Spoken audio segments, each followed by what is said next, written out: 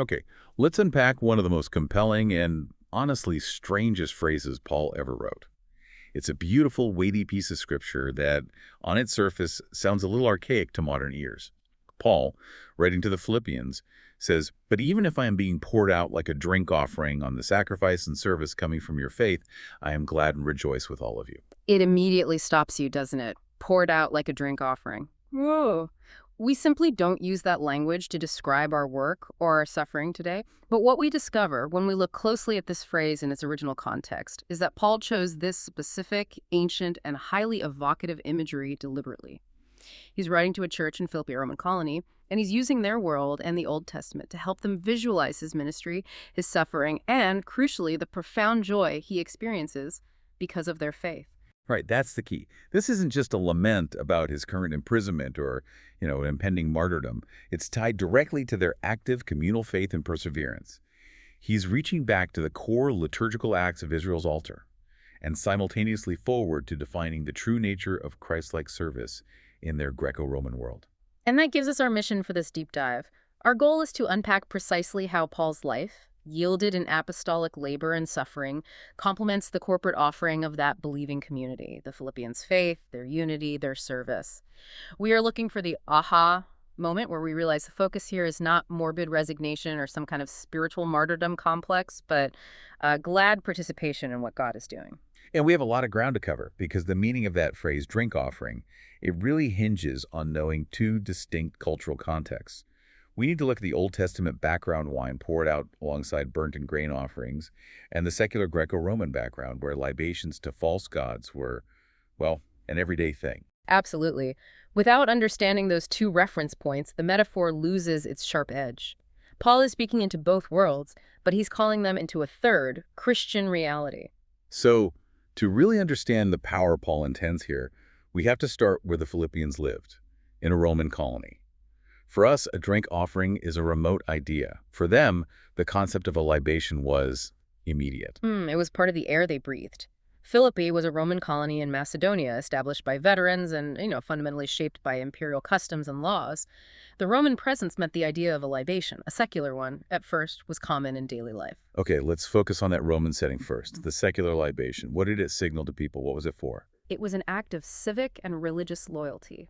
Romans poured wine before meals, at family altars, during civic ceremonies, and especially when taking public oaths. And this wasn't incidental. These acts were liturgical habits performed in honor of their various deities. They signaled loyalty, gratitude, or even desperate supplication. We see this attested everywhere, from Homeric epic sources right through classical Roman practice. It was a very visible public declaration of allegiance. So Paul is writing to people who have recently left that entire liturgical habit behind. They used to pour wine to Bacchus or Jupiter, but now they are confessing Jesus as Lord. When Paul uses this image, he's taking something deeply pagan and Roman, and he is radically re-aiming it. That's the critical subversive genius of his writing. He takes a common cultural image associated with the gods and the emperor, and he redirects it toward the one true God, aligning it with the pure worship vocabulary of Israel. He's effectively saying, you know what a public, costly declaration of loyalty looks like? Well, this is the true, costly declaration of loyalty to King Jesus. Okay, so that's the Roman side of the coin. Let's turn to the other track, the Israelite worship vocabulary, the scriptural libation. What did the law actually prescribe? How did this work in Israel's worship?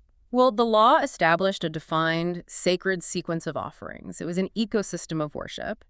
Numbers 15 is really the key passage here. You had the burnt offering, which signified total, unreserved consecration to God. Everything went up in smoke.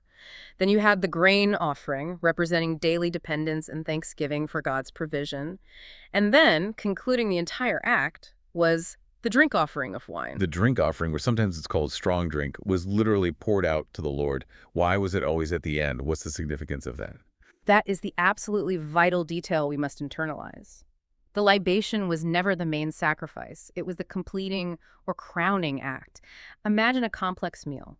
The burnt offering is the main course, the grain offering is the daily bread, and the drink offering is the final festive toast.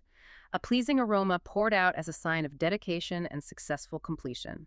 The wine was poured out, expended entirely to the Lord, not consumed by the priest or the worshipers. Okay, so if the burnt offering signifies total consecration, how does Paul's service relate to that total giving, even if it's just the finishing touch? That's a great question, and it speaks to the complementarity. The main sacrifice, which we'll see as the Philippians' faith, is already totally dedicated. Paul's life, his apostolic labor, his physical pain is the liquid expression of that same total dedication, but it's added to theirs. It's the final, costly, fragrant flourish that completes the entire picture of worship rising to God. If the Philippians are the foundation on the altar, Paul is the expensive wine that crowns the effort, making it full and acceptable. And we know historically the libation came to signify devoted joy, directed toward the right altar. I recall the warnings in the Old Testament, like in Jeremiah, about the severe judgment for pouring libations to the Queen of Heaven or other false gods. Yes, and those passages underscore that while the act of pouring out was common, the recipient determined if it was worship or abomination. By Paul using this image, he is emphatically saying, "My entire life is being directed toward the true God in joyous completion of the ministry he gave me." That brings us directly to the language Paul uses about himself, the meaning of the verb. When he says, "I am being poured out," it sounds passive, maybe even like he's a victim, but the meaning seems to be far more active and, well, priestly. It is. It's an active theological term carrying the specific sense of a libation being expended in worship. It's not a description of defeat, it's a declaration of a finished purpose.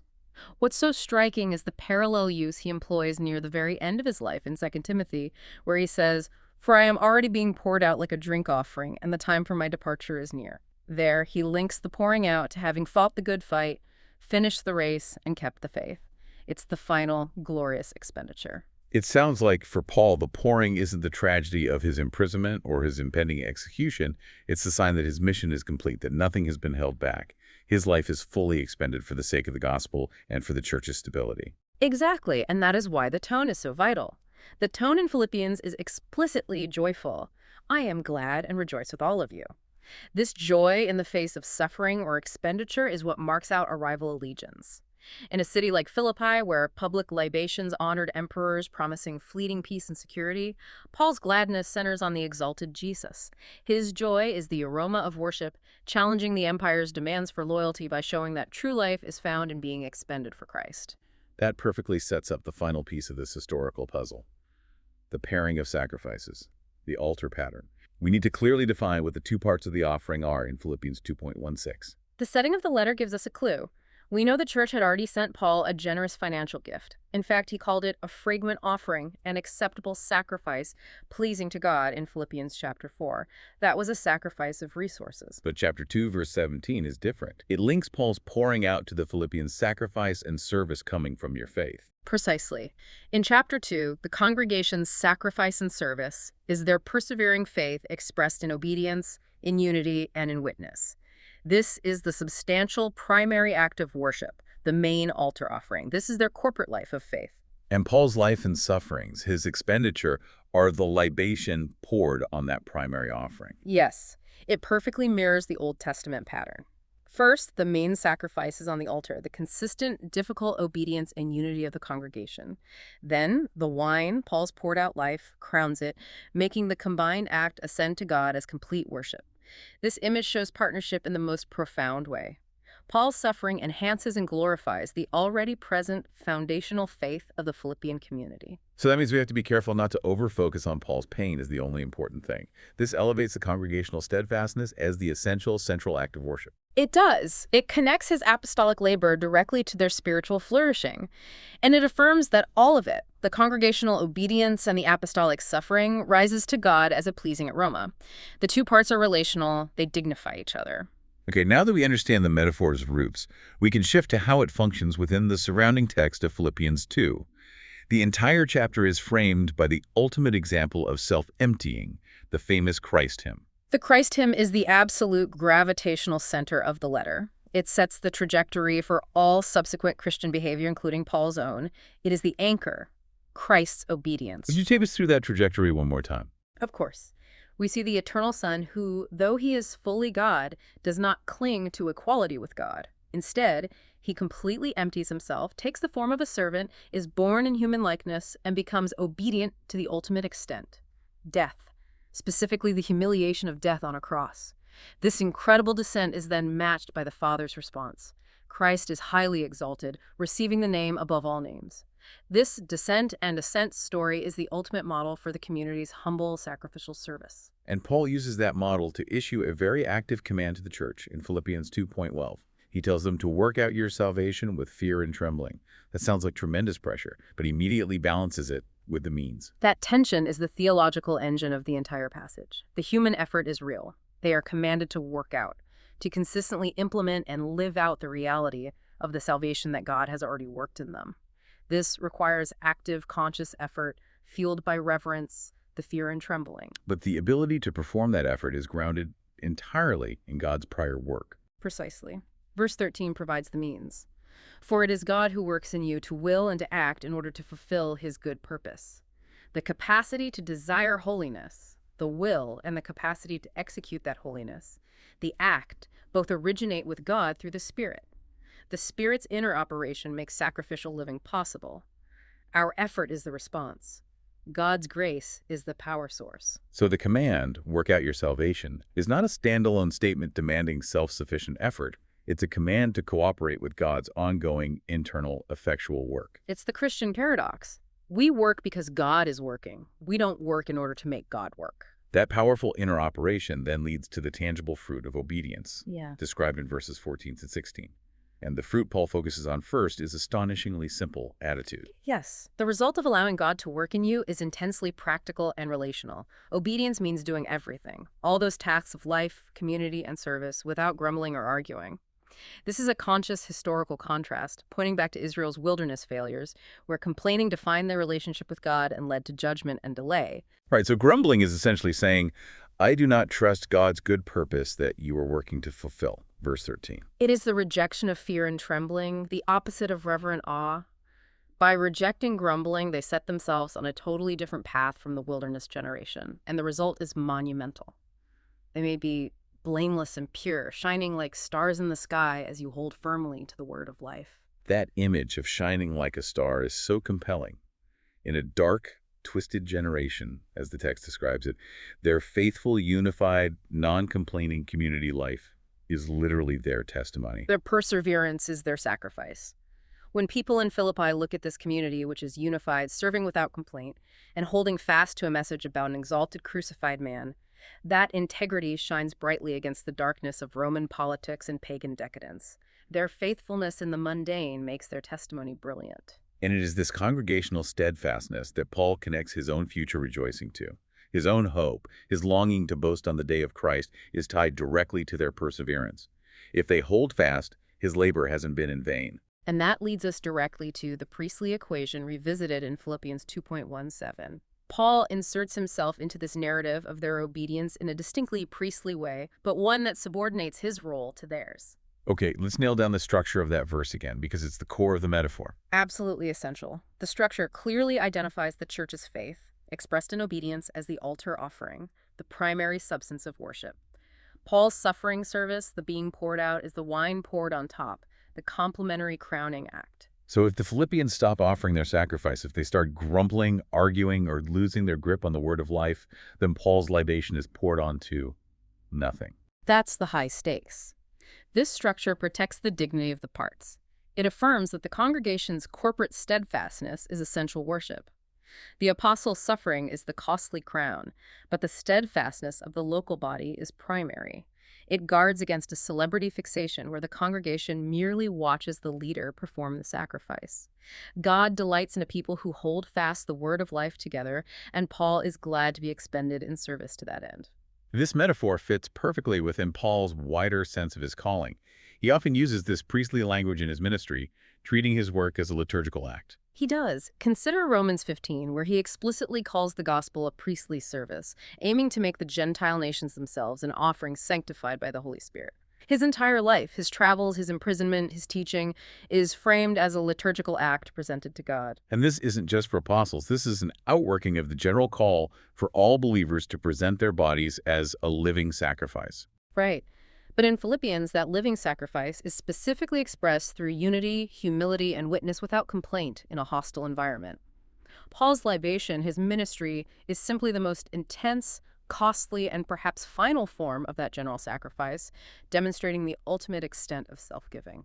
And the final thread that ties this whole narrative section together is that the aroma of worship is joy. You just can't read this chapter and come away with a sense of defeat. No, the letter is saturated with joy. Paul is rejoicing even while physically in prison and in chains. He urges the church to share that joy even when service is costly, because their perseverance confirms that God is at work and that Christ's lordship will ultimately be confessed. The libation metaphor is embedded in this communal story where costly love is normal and joy is the necessary, distinctive aroma of worship. The expenditure is not sorrowful, but gladly offered because it serves the ultimate purpose of God. Okay, now we move to the theological significance, the so what of this profound image. It's where we connect the dots between Paul, the Old Testament, and Christ. So how does this imagery connect God's plan from the Old Covenant to the New? Well, this image provides essential continuity and fulfillment. The libation honors the God who established the physical altar, the God of prescribed worship tied to a specific place. But it acknowledges that the sacrificial system finds its fulfillment in Christ. So the physical sacrifices, the literal acts of pouring wine or burning animals, they cease as temple obligations because Christ accomplished the one perfect sacrifice. But their meaning doesn't just vanish. Correct. Their meaning lives on as the church offers spiritual sacrifices, praise, good works, generosity, and centrally self-giving lives powered by the Spirit. Paul's metaphor honors the God being worshipped while celebrating the radical newness of worship expressed through the lives of the Messiah's people. Worship is now primarily ethical and communal, flowing from obedience. I think we need to dedicate serious time to the clarification of roles, the communal versus the individual offering, because this is so vital for the health of any church today. I agree, this is perhaps the most practical and crucial theological point. We must reiterate that the main sacrifice and service is the congregation's corporate faith working through obedience. Paul's poured-out life is a complement, not a replacement for their daily holiness. Why is this distinction so crucial? Why can't the leader be the main sacrifice? Because it guards against leader self-importance and celebrity fixation. If Paul were claiming that only his spectacular suffering mattered, it would diminish the daily, quiet, unified obedience of the congregation, the sacrifices of time, patience, and resources that make up the real body of Christ. God delights in a people who hold fast the word of life together. The leader's costly labor is a necessary, beautiful crown on that primary offering, a powerful example of dedication. But the church itself is the central worshiper, making the main offering. The stability of the church isn't based on the apostles' continued safety, but on our own continued obedience. Let's discuss how Paul's life relates to Christ's own self-emptying, embodying cruciform service. The metaphor intentionally echoes the path of Christ presented in verses 6 through 11. Paul is experiencing in a human key the same trajectory of costly descent that Jesus took. Jesus emptied himself, becoming obedient to death. Paul empties his life in service, enduring imprisonment and hardship for the sake of the gospel. We absolutely must ensure we maintain the distinction here. Paul is not atoning for sin. No, absolutely not. We have to be very clear. Only Christ accomplishes atonement once for all. Paul is embodying the pattern of service. His suffering, though real and costly, does not redeem. It magnifies the Redeemer. His life is a small stream poured on the altar, proclaiming and confirming the larger river of grace flowing from Jesus' ultimate obedience. He is demonstrating the consequence of following Christ and not performing the work of Christ. That distinction makes the suffering understandable and meaningful, even joyful, which leads us to joy amidst expenditure. If pouring out yourself hurts, how can it be joyful? This is the difference between Christian sacrifice and simple secular stoicism. Stoicism is the stiff upper lip approach, enduring pain because it's inevitable. Paul's joy is confidence. He names the real pain, imprisonment, rivalry, the threat of death, yet he links it all to rejoicing because his losses are constructive. They serve the faith of others. He believes confidently that the work of God being accomplished in the Philippians is worth any personal cost. So the expenditure itself is proof that the work is acceptable to God. Yes. The drink offering communicates expenditure with pleasure, signifying that the sacrifice is accepted by God. It's an accepted, valuable expense. Present losses are not arbitrary. They contribute to a future day of glad boasting when faith's fruits are counted. Paul knows the value of his life is not measured by its self-preservation, but by its loving expenditure. That ability to find joy in expenditure relies entirely on the inner mechanism, grace and effort, the inner operation. I think we need a practical illustration of how the Spirit's work enables sacrificial living. The theological center of Philippians 2:1-18 is God's effective work inside the believer. If you are running on empty, emotionally or physically, and you know you must persevere in service, knowing it is God who works in you to will and to act, changes everything. It means the energy, the patience, the willingness to be kind when you are tired is supplied by the Creator. The effort is ours, but the power is divine. So if I'm facing a difficult hidden task, how does knowing God is at work in you actually change the next 5 minutes of my difficult service? It shifts your focus from your depleted resources to God's inexhaustible purpose. Instead of thinking, I cannot handle this stress, you can think, God has a good purpose here, and He is supplying the willingness right now to complete it. The sacrificial living, the pouring out, becomes less about brute willpower and more about yielding to the Spirit's power already at work. The drink offering is not a means to earn standing with God, but a joyful symptom of grace already at work, securing our standing through Christ. That leads naturally to the forward horizon, the day of Christ. All this effort, all this joy is bent toward a future date. Paul continually looks forward to the day of Christ. It's mentioned multiple times. This is the moment of evaluation and rejoicing when their collective labor and Paul's libation are proven not to have been in vain. The drink offering metaphor bends toward this future approval. Because in Israel's worship, the libation completed a sacrifice that was meant to be wholly acceptable to God. Exactly. Paul sees his poured-out life as part of a worship act that will meet God's full approval when Christ appears. This is the taste now, fullness later rhythm of Scripture. We taste the joy and fruit of God's work now, but the full celebration of its completion awaits the Lord's appearing. The drink offering is the confidence that the end result will be rejoicing, not regret. And finally, we return to the cultural context one last time, safeguarding the true altar. Paul's language functions as a final safeguard against temptation to look elsewhere for meaning or loyalty. Philippi was saturated with rival altars and imperial cults. Israel was forbidden to pour libations to other gods. By recasting his life as a libation to the Lord poured on the church's faithful offering, Paul keeps worship God-centered and church-shaped rather than empire-shaped. The true aroma is the joy that rises when lives are expended for Christ's sake in unified obedience. We've established the deep historical and theological foundations. Now let's bring it down to the ground. How does the drink offering metaphor impact our daily life and service today? What does it mean for the believer in the middle of a busy, often frustrating week? It fundamentally changes how we view difficulty and expenditure. The first major lesson is reframing costly ministry as worship. A poured-out life is not primarily a story about inevitable exhaustion or depletion in a world that takes too much. It is a story about worship that is accepted by God. The wine was not wasted when it hit the altar. It fulfilled its highest, most sacred purpose. That is the central truth we must cling to. When we pour out time, money, energy, and tears, whether in public leadership or quiet service, for the faith of others, that effort ascends to God as worship.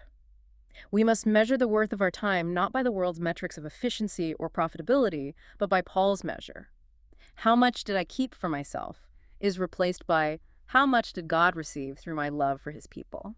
This recalibration challenges the modern pressure to constantly reserve resources for the self. It suggests that when resources are expended for Christ's sake, they are maximized in spiritual value, not lost. And that leads to the practical recalibration of roles, which is vital for church dynamics. The leader and the congregation have distinct roles that dignify one another. For leaders, the instruction is clear. Resist self-pity and self-importance. Your role, though costly, is complementary. Leaders must rejoice that God is at work in His people, recognizing that the faithfulness of the congregation is the main event. Be glad that your expenditure, your time, your preparation, your suffering helps that foundational work flourish. It's an honor to be the complement. And for congregations, the responsibility is profound. You honor sacrificial service, the Pauls, the Timothys, the Epaphroditus, not through flattery or celebrity worship, but by persevering together in unity, purity, and witness. By holding fast to the word of life, the congregation ensures that the leader's labor, Paul's libation, is not poured out in vain. If the church descends into grumbling and division, the leader's sacrifice is, spiritually speaking, squandered. The two roles are mutually accountable. Now we get to the most relatable part. Examples of daily libations, a sacrificial nature of discipleship in everyday life. What does pouring out look like for the average believer who isn't an apostle in prison? It starts with the inner life, the attitude we bring to our obligations. The first is the sacrifice of trust.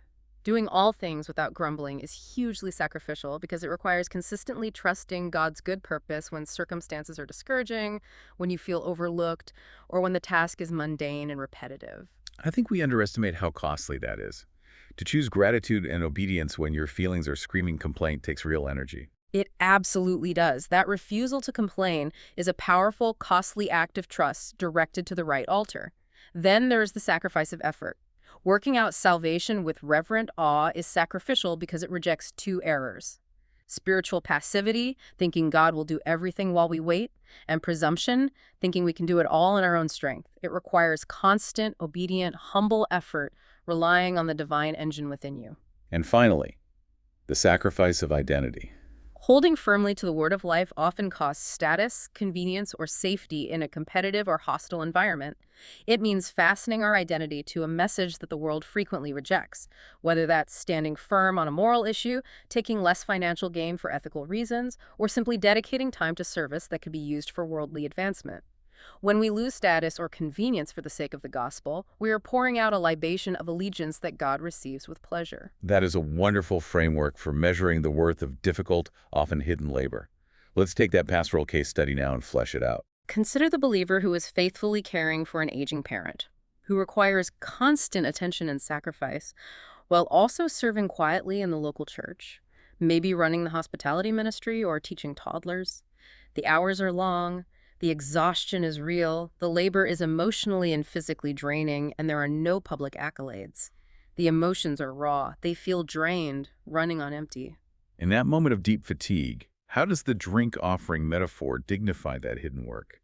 If that believer pauses and views each hidden act, the patience when tired, the choice of kindness over efficiency, the quiet endurance of repetitive chores, as wine poured on the altar of the community's faith, joy can coexist with the fatigue. They realize this is not just maintenance work, it's liturgy. The Lord is working within to supply the willingness and the doing. The small, unnoticed libations of love crown the foundational sacrifice of living out their faith. It stops being a burden you merely endure and starts being a costly act of worship that God accepts and values eternally. It dignifies the hardship as worship. The expenditure is not wasted or lost to time. It is received by God and tied to the ultimate future day when Christ will honor what his grace produced. The poured-out life, even in the most domestic and hidden settings, is never wasted. It encourages us to look past the immediate temporal cost and toward the eternal audience, the God who receives the aroma of that service as pleasing worship. What a transformative deep dive into Philippians 2.17. Paul's metaphor of the drink offering does not invite us to speculate about ancient temple rites, but instead compels us to imitate Christ-like joy in costly love. It is a profound theological affirmation. The image honors the congregation's quiet, persistent obedience as the main essential sacrifice. It dignifies the servant's suffering as the costly compliment, and it directs all glory to the God who works in his people for his good purpose. So the Christian who hears this receives both comfort and calling. What is the final synthesis we want them to hold on to? Comfort, because God counts no poured-out moment, no tear, no hour of thankless labor, no self-denial as wasted.